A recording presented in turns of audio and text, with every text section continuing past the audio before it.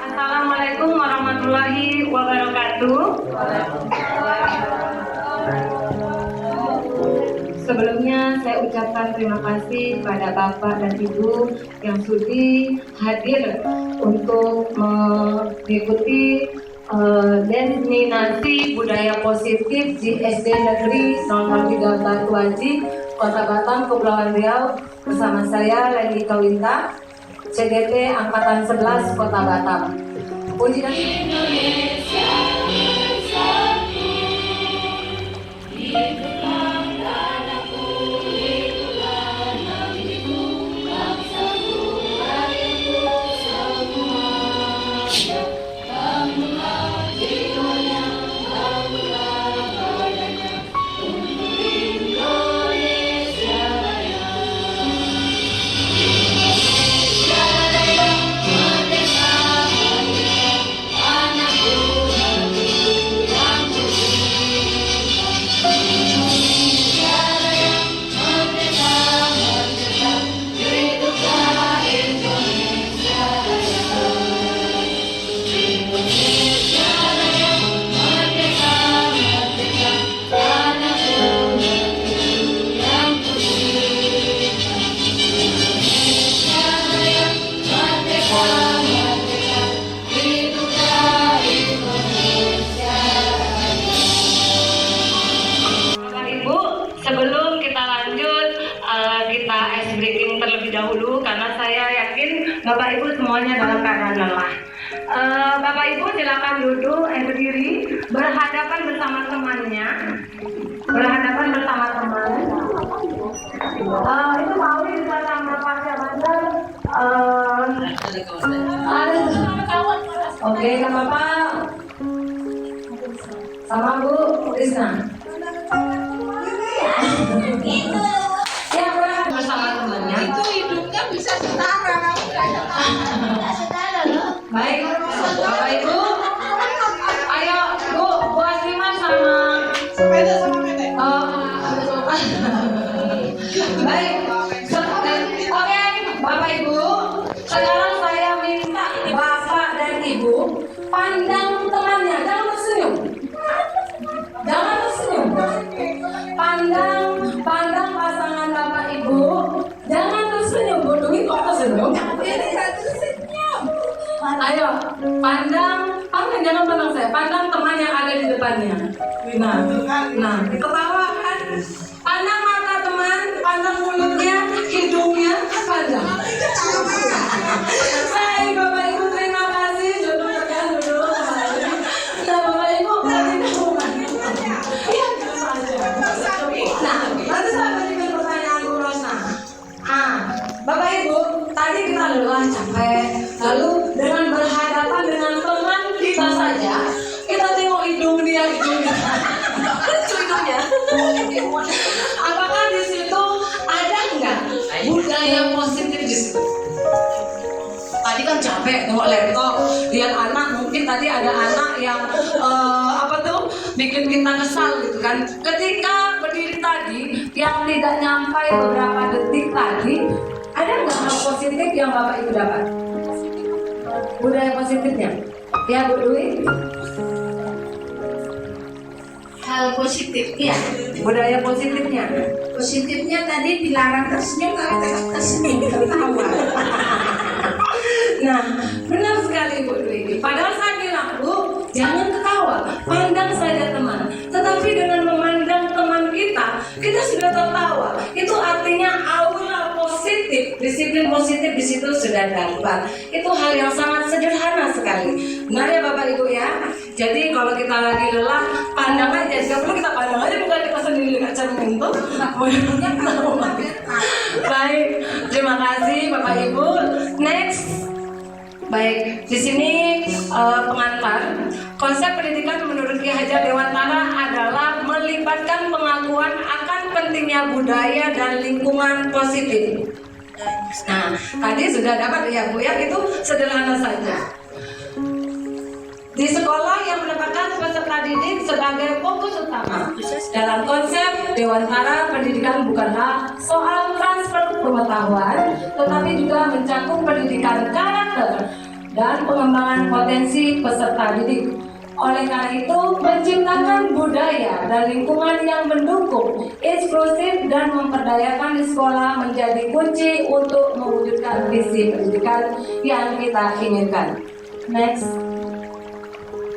Nah, Bapak Ibu, di sini kita akan membahas konsep inti dari budaya positif itu terbagi atas 8. Yang pertama adalah perubahan paradigma belajar, disiplin positif, nilai-nilai kebajikan, kebutuhan dasar manusia, motivasi perilaku manusia, posisi kontrol guru, keyakinan kelas, dan segitiga restitusi. Yang pertama, pembelajaran dengan paradigma baru. Pembelajaran dengan paradigma baru merupakan pembelajaran yang dirancang berdasarkan pembelajaran berdiferensiasi, sehingga peserta didik sesuai kebutuhannya berdasarkan tahap perkembangan sesuai teori psikologi modern untuk mewujudkan profil pelajar Pancasila. Untuk mengubah paradigma stimulus respon ke pendekatan teori kontrol, di sini kita lihat di stimulus respon realitanya kebutuhan kita sama. Namun pada posisi teori kontrolnya, realitanya kebutuhan setiap kita itu berbeda. Benar Bapak Ibu? Kebutuhan kita berbeda ataukah kebutuhan kita itu sama? Beda. Nah, itu pada realitanya ya Bapak Ibu ya. Kedua, semua orang melihat hal yang sama. Namun pada teori kontrol, setiap orang memiliki gambaran yang berbeda-beda. Selanjutnya, kita mencoba mengubah orang agar berpandangan sama dengan kita. Apakah bisa? Pada teori kontrol tidak. Karena kita berusaha untuk memahami pandangan orang lain tentang dunia. Karena setiap orang memiliki pandangan yang berbeda-beda. Tidak semua orang sama. Menurut orang benar, belum tentu menurut kita. Lalu orang lain bisa mengontrol saya. Apakah orang lain bisa mengontrol diri kita? Apa hanya kita saja yang bisa mengontrol diri saya? Itu menurut stimulus respon.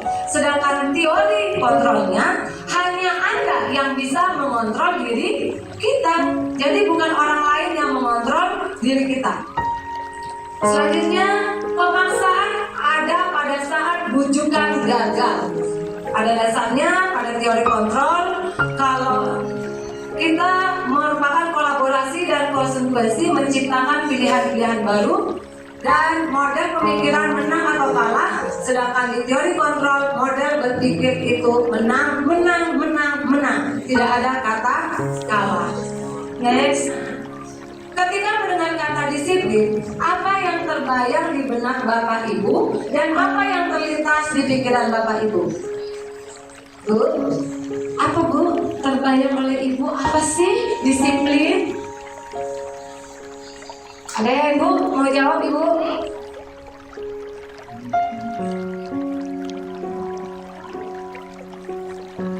Ada Bu? Ada Bu?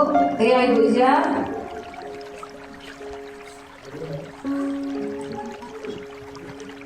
Apa itu disiplin? Menurut saya, jika pegang kata disiplin, yang terkena dalam pikiran saya itu adalah peraturan yang harus diikuti begitu. Peraturan yang harus kita ikuti ya Bu Ija ya, harus diikuti untuk peraturan itu. Iya, benar sekali Bu Ija. Ada lagi Bapak Ibu? Ya Ibu Sa. Terima kasih Bu Ija. Terima kasih. Perkenalkan saya Marina Rosa dari guru kelas 6. Di sini ketika kita mendengarkan kata disiplin, apa itu kata disiplin ya Bu ya? Disiplin itu adalah sesuatu yang dilakukan seseorang untuk mendapatkan kepatuhan yang kepatuhan apa ya bahasa lainnya ya? Kepatuhan yang sudah dibuat gitu. Jadi artinya kita harus disiplin apa yang telah mungkin di dalam kelas atau di luar kelas. Nah seperti itu kalau menurut saya. Terima kasih. Oke, terima kasih Bu Elsa. Benar sekali jawabannya Bu Elsa. Ya, jadi disiplin itu sendiri merupakan kepatuhan yang disampaikan Bu Elsa dan Bu Ija tadi sama-sama terkait. Jadi kebanyakan orang akan menghubungkan antara disiplin dengan tata tertib, teratur dan kepatuhan pada peraturan. Kata disiplin juga sering dihubungkan dengan hukuman ya Bu. Kalau anak itu tidak disiplin akan diberikan hukuman. Seperti itu. Padahal itu sungguh sangat berbeda. Karena belajar tentang disiplin positif tidak harus dengan memberikan hukuman. Justru itu adalah salah satu alternatif terakhir dan kalau perlu tidak digunakan sama sekali. Jika perlu kita tidak bisa menggunakan sama sekali kata hukuman itu. Nah di sini kata disiplin dimaknai menjadi sesuatu yang dilakukan seseorang pada orang lain untuk mendapatkan kepatuhan. Kita cenderung menghubungkan kata disiplin dengan ketidaknyamanan. Next. Nah, disiplin positif itu sendiri, kata disiplin berasal dari kata disiplina yang artinya belajar. Disiplin mengacu pada disiplin diri yang memiliki tanggung jawab terhadap apa yang dilakukan berdasarkan nilai-nilai yang diyakini. Disiplin positif merupakan salah satu cara penerapan yang bertujuan untuk menumbuhkan kesadaran serta memberdayakan peserta didik kita tanpa memberikan imbalan, memberikan penghargaan, reward, ancaman maupun hukuman terhadap peserta didik kita. Sebagai seorang pendidik, kita memiliki tujuan yaitu menciptakan peserta didik yang memiliki disiplin diri sehingga mereka berperilaku mengacu kepada nilai-nilai kebajikan universal dan memiliki motivasi intrinsik dalam perubahan perilaku ke arah yang jauh lebih baik lagi. Next. Nah, nilai-nilai kebajikan itu sendiri terbagi atas 6, yaitu yang pertama adalah profil pelajar Pancasila, yang kedua itu Ivo Premier Years Program PYV, ketiga itu 9 pilar karakter Indonesia. Profil pelajar Pancasila itu terdiri dari beriman bertakwa kepada Tuhan Yang Maha Esa. Kita sudah tahu semua di sekolah kita sudah kita laksanakan.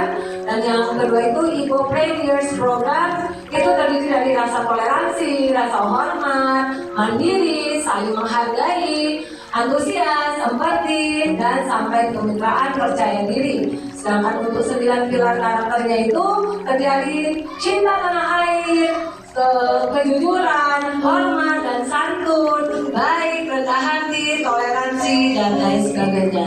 Next. Dan yang keempat, petunjuk seumur hidup dan keterampilan hidup, petunjuk hidup dan the 7 essential virtues. I'm sorry, can't speak English. Belum Bu, sekali ya. Ya, terdiri dari empati, suara hati, kontrol diri, rasa hormat, kebaikan, toleransi, dan keadilan. Oke, next.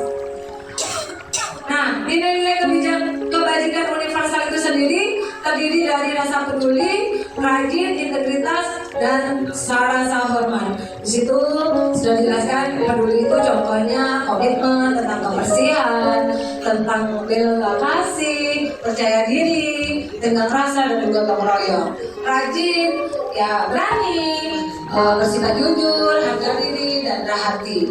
Integritas terbagi atas kebahagiaan, keadilan, bersahaja, keteguhan hati. Rasa hormat itu jelasnya pasti memiliki rasa tanggung jawab, pengabdian, kebijaksanaan, bersyukur, toleransi, dan pengertian. Next. Baik, yang keempat, kebutuhan dasar manusia. Kebutuhan dasar manusia. Dasar manusia adalah segala sesuatu yang dibutuhkan untuk manusia mempertahankan keseimbangan kondisi fisiologis yang bertujuan untuk mempertahankan hidup dan kesehatannya. Next. Nah, kebutuhan manusia itu sendiri terbagi atas 5. Yang pertama, bertahan hidup, kasih sayang dan rasa diterima, penguasaan, kebebasan dan kesenangan. Nah, bertahan hidup itu melalui apa Bapak Ibu? Ya, itu melalui makan, pakaian, tempat tinggal, keamanan dan kesehatan. Rasa kasih sayang terdiri dari rasa diterima, dipedulikan, berbagi, kerjasama, menjadi bagian dari kelompok, dan penguasaan harga diri, keinginan untuk dianggap, memimpin, berprestasi, diakui dan didengar. Kebebasan, mereka mandiri, memiliki pilihan, mencoba hal baru dan mampu mengendalikan arah dirinya. Kesenangan, mereka berhak untuk bermain, umur, antusias dan tertawa. Next. Kelima, motivasi perilaku manusia merupakan dorongan yang timbul pada diri seseorang secara sadar atau tidak sadar untuk melakukan suatu tindakan dengan tujuan tertentu. Next. Nah, menurut Diana Gosen dalam bukunya Restructuring School Discipline menyatakan ada 3 motivasi perilaku manusia. Yang pertama, menghindari ketidaknyamanan dan hukuman. Kedua, mendapatkan imbalan atau penghargaan dari orang lain. Dan yang ketiga, menghargai nilai-nilai kebajikan diri sendiri. Nah, yang pertama kita bahas di sini yaitu menghindari ketidaknyamanan dan hukuman. Bapak Ibu, peserta didik melakukan disiplin diri karena ia takut dihukum. Ini merupakan motivasi ekstrinsik. Ya, yang kedua, mendapatkan imbalan atau penghargaan dari orang lain. Peserta didik melakukan disiplin diri karena ia ingin mendapatkan imbalan. Ini merupakan motivasi ekstrinsik, yang mana pada saat mereka melakukan sesuatu, mereka akan berpikir, oh nantinya pastinya akan mendapatkan imbalan. Jadi setiap mereka ingin melakukan sesuatu, mereka berharap untuk mendapatkan imbalan. Yang ketiga, menghargai nilai-nilai kebajikan diri sendiri. Peserta didik melakukan disiplin diri karena sadar akan nilai kebajikan dirinya. Artinya, peserta didik kita itu menghargai dirinya sendiri. Bagaimana dengan cara menghargai diri sendiri? Dia akan bersikap, dia akan melakukan sesuatu itu sesuai dengan nilai-nilai kebajikan. Karena dia akan tahu konsekuensi atau hal apa yang akan terjadi jika dia tidak menghargai dirinya sendiri. Ini merupakan motivasi intrinsik yang berasal dari hatinya sendiri. Next, hukuman, penghargaan, dan konsekuensi restitusi. Nah, Bapak Ibu, dalam menjalankan peraturan atau keyakinan kelas, bahkan di sekolah, bila mana ada suatu pelanggaran, tentunya sesuatu harus terjadi. Untuk itu, kita perlu meninjau ulang tindakan penegakan peraturan, hukum atau konsekuensinya. Restitusi adalah proses menciptakan kondisi bagi murid untuk memperbaiki kesalahan mereka sehingga mereka bisa kembali pada kelompok mereka dengan karakter yang lebih kuat. Restitusi juga merupakan proses kolaboratif yang mengajarkan peserta didik kita untuk mencari sendiri atau mencari solusi sendiri atas permasalahan yang mereka timbulkan. Jadi di sini kita sebagai guru hanya membantu peserta didik kita untuk mereka itu sebetulnya mau jadi seperti apa yang mereka inginkan. Next.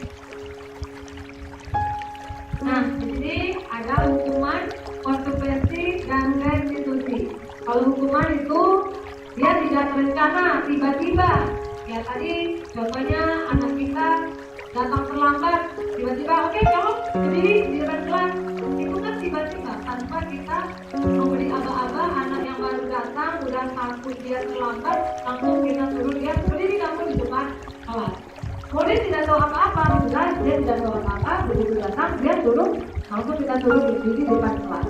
Jadi itu bersifatnya hanya satu arah, sehingga merupakan hukuman baik fisik maupun disiplin. Yang kedua, konsekuensi terancam disepakati sesuai dengan peraturan. Peserta didik tetap dibuat tidak nyaman jika guru selalu memonitor peserta didik.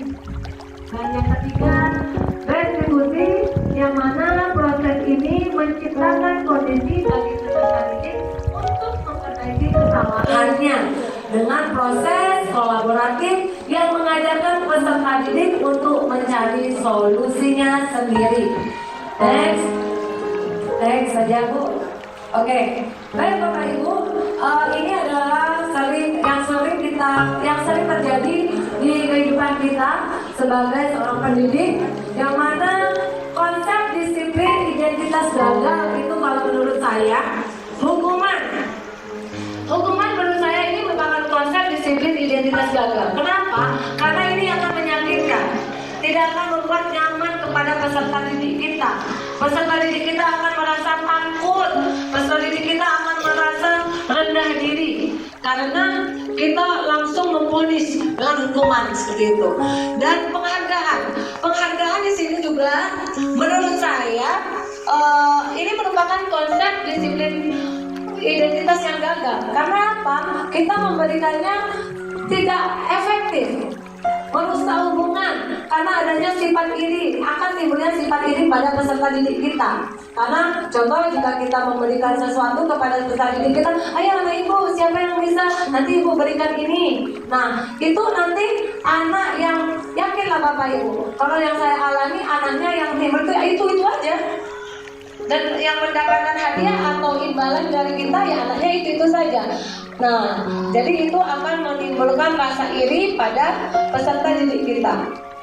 Dan merampas hak dan menghargai diri anak tersebut. Jelas kita jatuhnya tidak menghargai peserta didik kita yang lainnya. Next.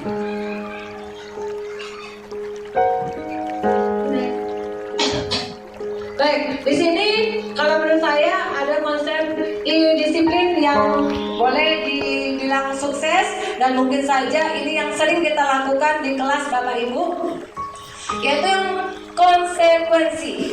Penguatannya jangka pendek, perlu monitoring berkelanjutan, stimulus respon, peserta didik menghormati peraturan, namun dia kehilangan waktu untuk merenungi kesalahannya. Tapi jujur saya sebelum mempelajari restitusi ini, sebelum saya mempelajari, saya sering di posisi konsekuensi. Itu sering saya lakukan. Namun sekarang setelah kita mempelajarinya, ternyata posisi konsep disiplin yang paling tepat adalah restitusi. Ya, di mana peserta didik bertanggung jawab untuk perilakunya. Fokus pada pemecahan masalah jangka panjang, peserta didik menghormati dirinya maupun orang lain, teori kontrol, dan peserta didik bersemangat memperbaiki kesalahannya. Mengapa? Karena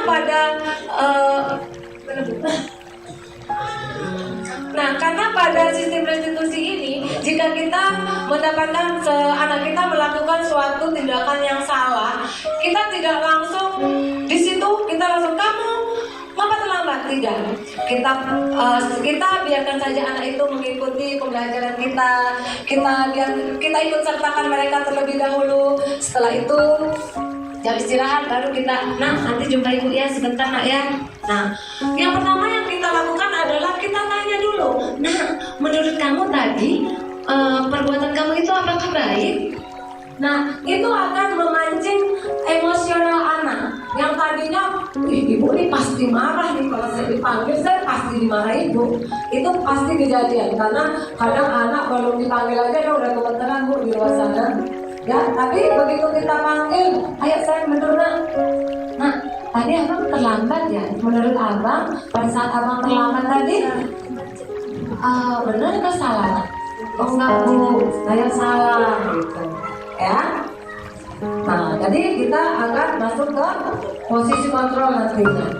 Oke, next. Nah, di sini konsep disiplin pendekatan restitusi.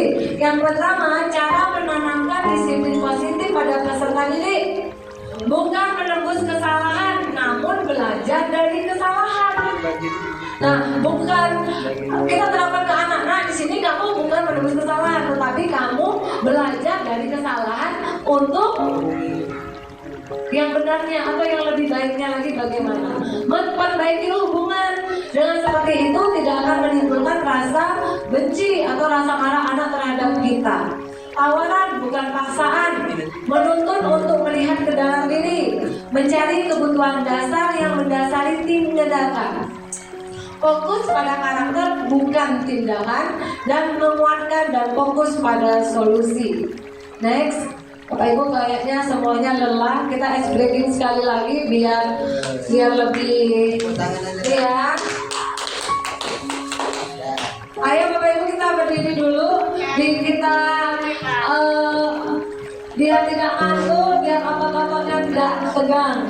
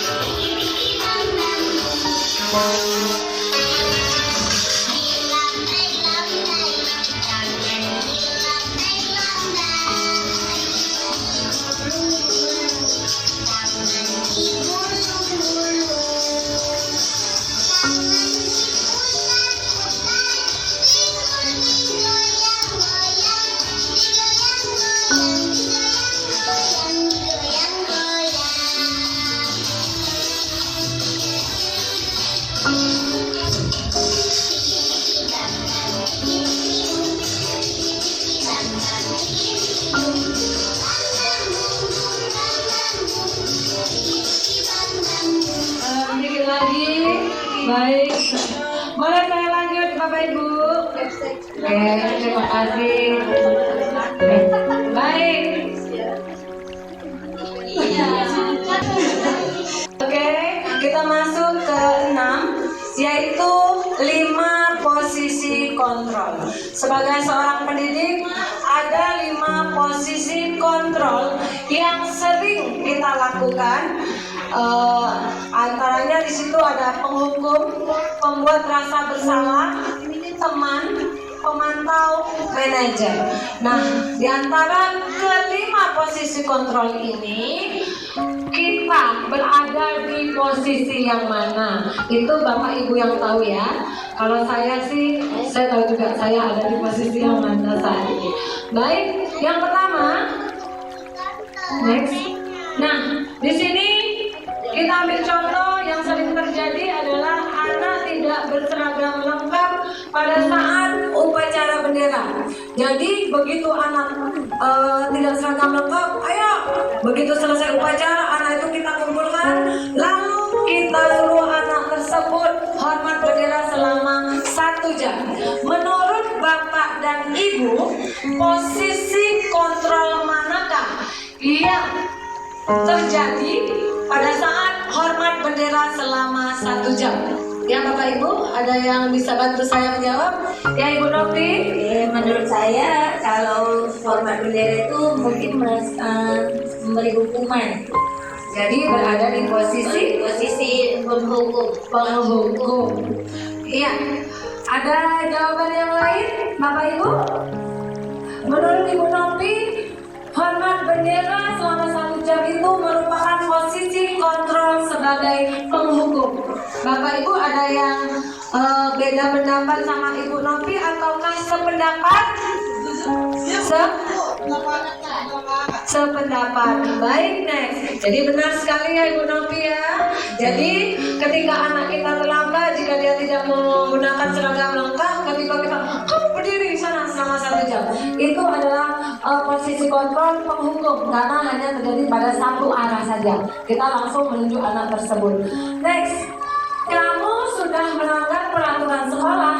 Kamu tahu konsekuensinya?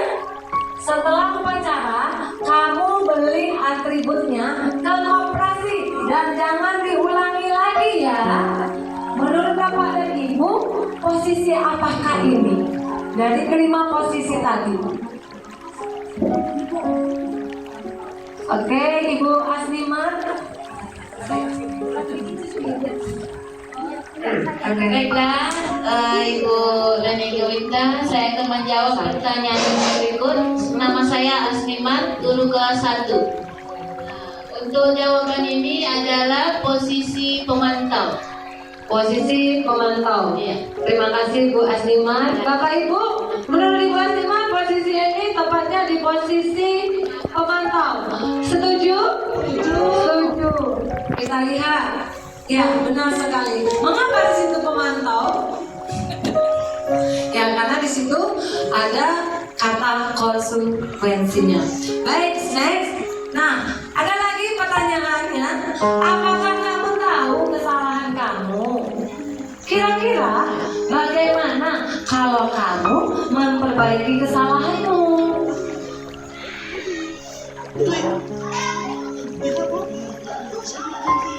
Apakah kamu tahu kesalahanmu? Ya, Ibu Drianti. Terima kasih Bu Winta. Sebelum menjawab, mungkin saya perlu memperkenalkan diri saya. Saya Drianti, guru kelas 6. Untuk pertanyaan ini, apakah kamu tahu kesalahanmu? Kira-kira bagaimana kamu memperbaiki kesalahanmu? Ya, menurut saya, kalau ada seperti ini termasuk fungsi sebagai manajer. Oke, terima kasih Bu Dwi. Menurut Ibu Dwi, pertanyaan ini menurut Ibu Dwi adalah tepatnya di posisi manajer. Sependapat ya Bapak Ibu, benar sekali. Karena di sini kita menanyakan dulu ke anak, apa permasalahan ya kan Bu Dwi? Nah, mengapa keyakinan kelas dan mengapa tidak peraturan kelas? Bapak Ibu, ada yang bisa jawab? Oke, Pak Salandar. Baik, perkenalkan nama saya Sabandar, guru agama kelas 5. Karena dibilang keyakinan ditinjau dari sisi kesepakatan bahwa anak akan mampu melakukan sesuai dengan keyakinan yang diperkirakan untuk melaksanakan peraturan atau kesepakatan yang diputuskan bersama. Ya, terima kasih. Oke, terima kasih Pak Bandar. Ada yang berpendapat lain? Bapak Ibu, apakah yang Pak Bandar sampaikan tadi menurut Bapak Ibu sama? Sama. Baik, kita lanjut. Ya. Kedua yaitu keyakinan dan peraturan itu adalah hal yang sama. Benar atau salah Bapak Ibu? Salah. Mengapa salah? Next. Karena tidak sama. Oke, next saja. Memang jelas beda. Kalau keyakinan kelas, kesepakatan yang dibuat bersama antar guru dan peserta didik untuk menciptakan lingkungan belajar yang aktif dan produktif di kelas. Bapak dan Ibu, pada awal tahun pembelajaran di hari pertama, kedua, ketiga, kita itu kan melaksanakan yang namanya MPLS. 3 hari itu kita mengatur jadwal tiket, kita mengatur keyakinan kelas, kita juga mengatur membuat anak apa tuh namanya, ya, kita tahu kalau anak ini di posisi mana gitu ya kan. Nah, kalau selama ini kalau keyakinan kelas dengan kesepakatan kelas itu sama ya Bapak Ibu? Ya sama. Nah, karena keyakinan kelas itu dilakukan secara 2 arah. antara kita sebagai guru dan peserta didik kita. Jadi keyakinan kelas itu sendiri kita ambil, kita rangkum dari pendapat-pendapat peserta didik kita. Lalu kita bikin kalimat itu sesederhana mungkin supaya kalimat itu mudah dipahami oleh peserta didik kita, ya. Sedangkan peraturan kelas ini merupakan peraturan kelas yang dibuat oleh guru itu sendiri tanpa adanya kerjasama atau adanya komunikasi dua arah antara guru dan peserta didik. Jadi peserta didik harus mengikuti apa yang kita buat, itu merupakan peraturan. Nah, untuk membentuk keyakinan kelas itu harus bersifat abstrak, Bapak Ibu, berupaya bertanya secara universal. Jadi kita tidak hanya terfokus pada beberapa siswa saja. Jadi setiap siswa itu berhak mengeluarkan pendapatnya dan berhak untuk membuat keyakinan kelas yang mereka ingin sampaikan. Kemudian dibuat dalam pernyataan positif sesuai dengan kondisi kelas dan sekolah sehingga mudah kita terapkan. Baik Bapak Ibu, selanjutnya kita masuk pada sesi yang terakhir, yaitu segitiga restitusi, yaitu suatu proses dialog yang dijalankan oleh guru agar dapat menghasilkan peserta didik yang mandiri bertanggung jawab. Yang terdiri dari ada 3. Yang pertama itu adalah menstabilkan identitas, yang kedua validasi tindakan yang salah, dan yang ketiga menanyakan keyakinan kelas. Menstabilkan identitas. Menstabilkan identitas di sini berdasarkan prinsip membuat kesalahan adalah dari proses pembelajaran. Berbuat salah itu wajar. Nah, jadi Bapak Ibu, seperti tadi ada kasus anak kita yang tidak menggunakan perlengkapan lengkap pada saat upacara. Setelah kita panggil, hal pertama yang kita lakukan adalah kita nanya ke anak itu. Jangan langsung kita, mengapa kamu tidak melakukan, tidak memakai atribut dan lain sebagainya. Kita harus bertanya dulu ke anak itu, nah, mengapa kamu tidak menggunakan? Kita tanya dulu permasalahannya, kenapa? Karena setiap kesalahan pasti ada sebabnya ya Bapak Ibu. Bapak Ibu, kita di sini tidak mencari salah. Kita ngomong sama anak, nah, Ibu panggil kamu ini bukan Ibu mau mencari kesalahan kamu, tetapi kita ingin sama-sama bagaimana sih kita mencari solusi agar anak Ibu, anak Bapak besok-besok kalau ingin ke sekolah, atributnya, perlengkapannya sudah disiapkan. Seperti itu ya Bapak Ibu. Next, menstabilkan identitas kita apa tadi? Yang kedua Bu, kan tadi ada 3 restitusi tadi. Menstabilkan identitas. Yang kedua langsung validasi tindakan yang salah.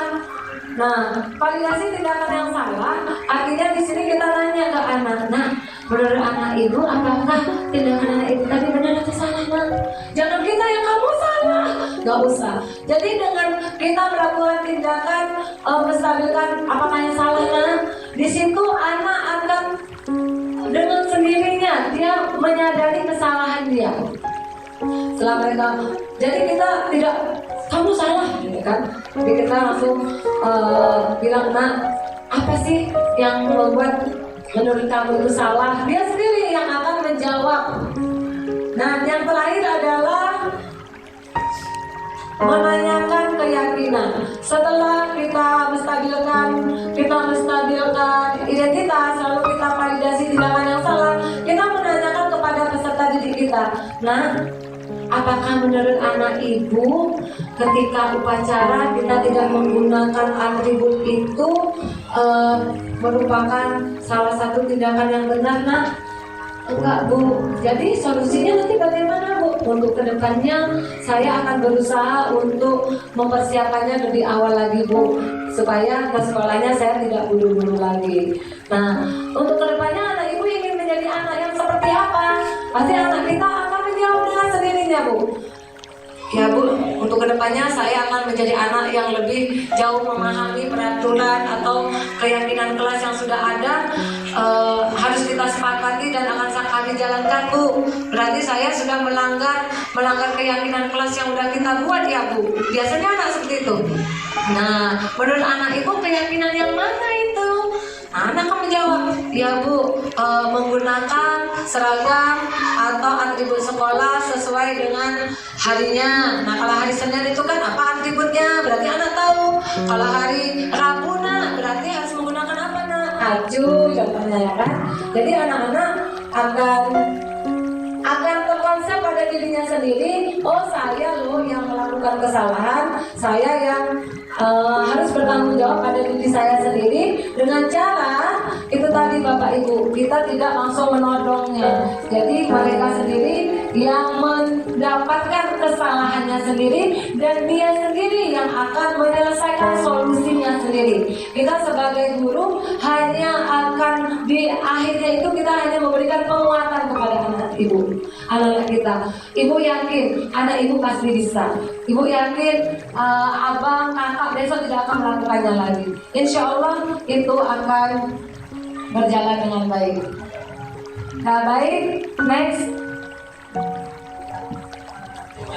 Nah Bapak Ibu, jadi dari kesimpulan kami melakukan pembelajaran pada modul 1.4 di program guru penggerak. Di sini kesimpulannya di modul kami 1.4 yaitu dalam penerapan program disiplin positif hendaknya guru memiliki standar kepribadian yang profesional dan sosial yang baik, di mana seorang guru mampu merefleksikan dirinya dalam posisi kontrol saat ini, bagaimana perjalanannya sebagai among atau manajer yang menuntun peserta didiknya menjadi insan yang lebih mandiri, merdeka, dan bertanggung jawab. Demikianlah pemaparan dari saya. Bapak dan Ibu ingin bertanya atau sudah jelas? Oke, Pak Sabandar dulu.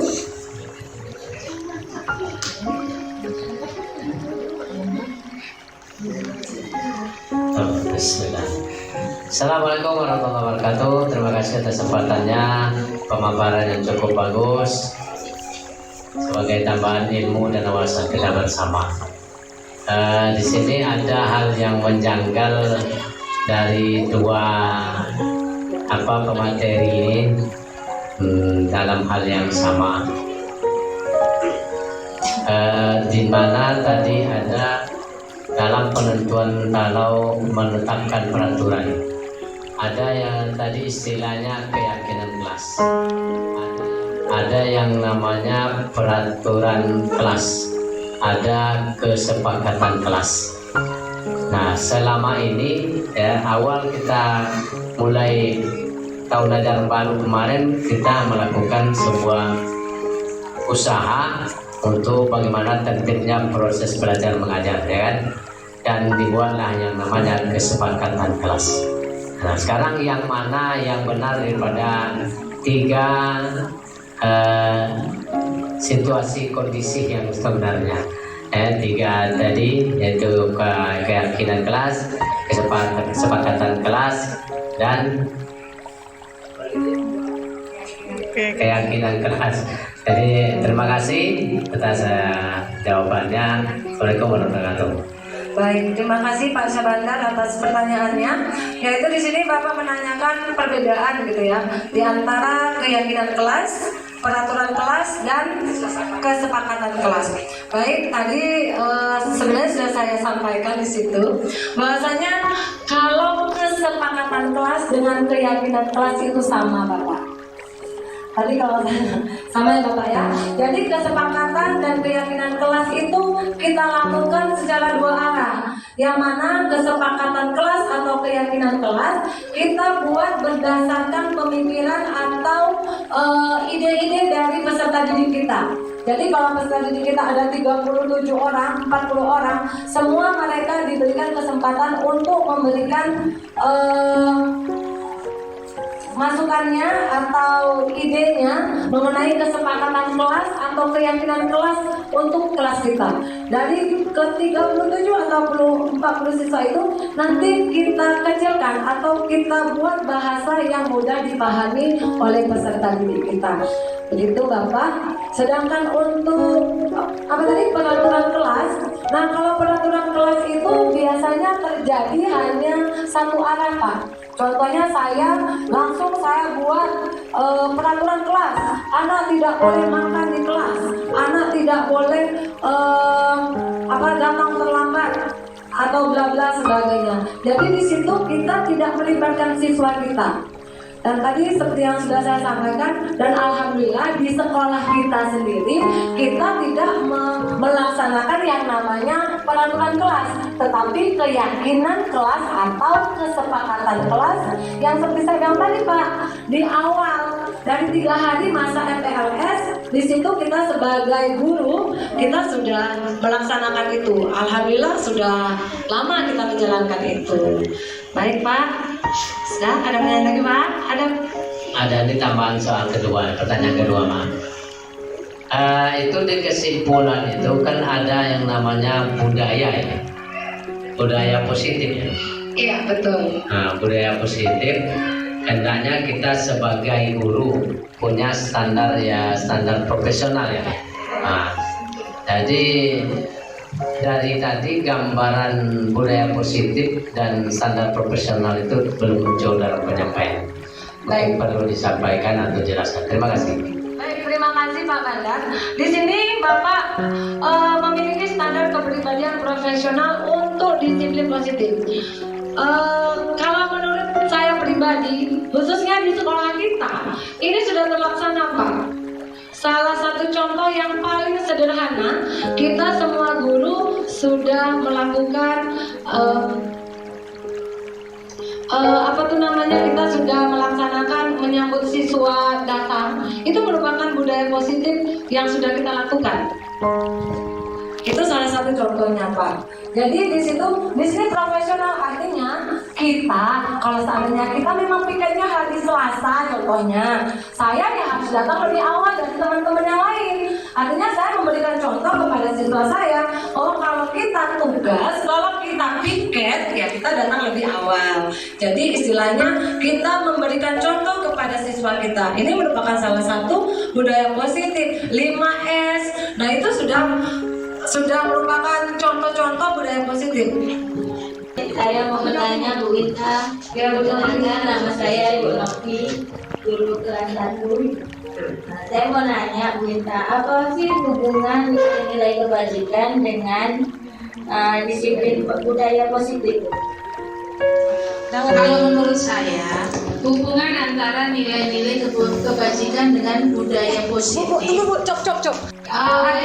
Saya mau mencoba menjawab pertanyaan dari Bu Novi tadi mengenai hubungan antara nilai-nilai kebajikan dengan budaya positif. Budaya positif ini adalah merupakan suatu komitmen bersama yang diperoleh. Biasanya komitmen itu adalah memuat nilai-nilai positif yang dianggap baik oleh kita. Nah, nilai-nilai itu tentu akan selaras dengan nilai-nilai kebajikan secara umum atau nilai-nilai kebajikan universal. Itu menurut saya. Terima kasih. Terima kasih Bu Dwi jawabannya. Pertanyaan Bu Novi tadi, adakah hubungannya antara nilai kebajikan dan budaya positif? Itu sudah jelas pasti. Kenapa?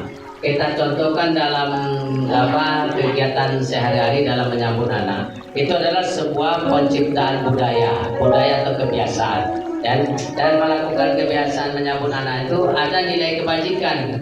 Nilai kebajikannya anak jadi sopan, punya etika, jadi itu budaya. Dan karena budaya itu adalah suatu kebiasaan yang harus dilakukan dan dia akan menjadi bernilai positif atau kebajikan. Itu terima kasih. Untuk pasangan Bapak dan Ibu, hebat.